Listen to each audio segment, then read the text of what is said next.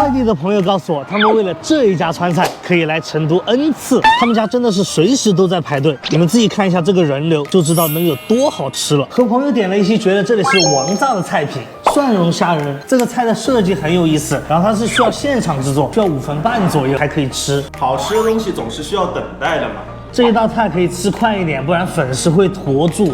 吃这么多的美食，肯定要配上一款好酒吧。像我们现在年轻人聚餐，基本上喝的都是这一款红星二锅头纯粮酒。大家买的时候记得认准这个小金标，有它的话代表的是纯粮食酿造的。青豆肥肠，它这个肥肠炖的刚刚好，软糯中还带一点 Q 弹的感觉，青豆非常的趴烂，沙沙的口感和肥肠搭配真的简直无敌。再来上一口红星二锅头。